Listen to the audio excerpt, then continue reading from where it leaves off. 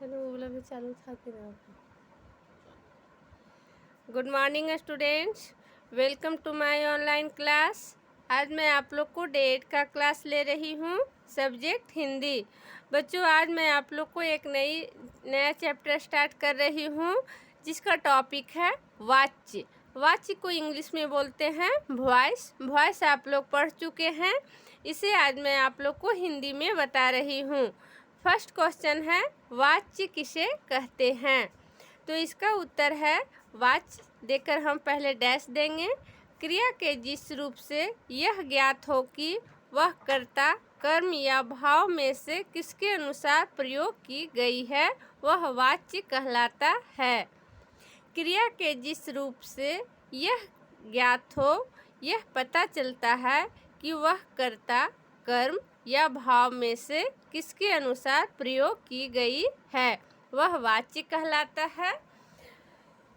इसका जैसे है, वन में है राम रोटी खाता है। तो यहाँ पर देखिए कर्ता की प्रधानता है। कर्ता यहाँ हमारा राम हो रहा है, जिसे हम इंग्लिश में सब्जेक्ट बोलते हैं। राम क्या करता है? तो राम रोटी खाता है, यहाँ कर्ता की प्रधानता है। नंबर 2 में हमारा एग्जाम्पल में है राम ने रोटी खाई। तो यहाँ पे ये हमारा कर्म प्रधान हो रहा है, कर्म यानी ऑब्जेक्ट। तो यहाँ पे ये रोटी प्रधान बताया जा रहा है, राम ने रोटी खाई। नंबर 3 में है राम से खाया नहीं जाता। इसमें भाव की प्रधानता है। राम से क्या नहीं किया जाता है? खाया नहीं जाता है। तो ये हमारा तीनों सेंटेंस क्या हो गया? वाच्य का एग्जाम्पल हो गया। अब हम सेकेंड क्वेश्चन में पढ़ेंगे वाच्य के कितने भेद होते हैं। तो बच्चों, इंग्लिश में हमारा दो ही वाच्य है, दो वॉइस है, एक्टिव और पैसिव वॉइस। लेकिन हिंदी में वाच्य के 3 भेद होते हैं। वन में है कर्तृवाच्य। क्या है? कर्तृवाच्य, जिसे हम इंग्लिश में एक्टिव वॉइस कहते हैं। ठीक है, तो बच्चों मैं यहाँ पे आप लोग को शॉर्ट डिफाइन कर रही हूँ, आप लोग बुक से पूरी तरह से पढ़ लीजिएगा। ठीक है, तो कर्तृवाच्य को मैं डिफाइन कर रही हूँ।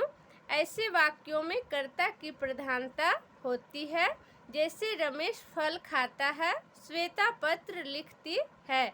इस वाक्य में, ये दोनों वाक्य में हमारा सब्जेक्ट की प्रधानता बताई गई है, कर्ता की प्रधानता बताई गई है। नंबर 2 में है कर्मवाच्य। कर्मवाच्य को इंग्लिश में बोलते हैं पैसिव वॉइस। ऐसे वाक्यों में कर्म की प्रधानता होती है। ऐसे वाक्यों में किसकी प्रधानता होती है? कर्म की। जैसे रमेश द्वारा फल खाया जाता है, श्वेता द्वारा पत्र लिखा जाता है। रमेश द्वारा फल खाया जाता है और श्वेता द्वारा पत्र लिखा जाता है। ये हमारा कर्मवाच्य का उदाहरण है। 3 में है भाववाच्य। क्या है बच्चों? भाववाच्य। ऐसे वाक्यों में भाव की प्रधानता होती है। ऐसे वाक्यों में किसकी प्रधानता होती है? भाव की प्रधानता होती है। जैसे रमेश से पढ़ा नहीं जाता। क्या है? रमेश से पढ़ा नहीं जाता, श्वेता से दौड़ा नहीं जाता। ये दोनों सेंटेंस में भाव की प्रधानता दिखाया गया है।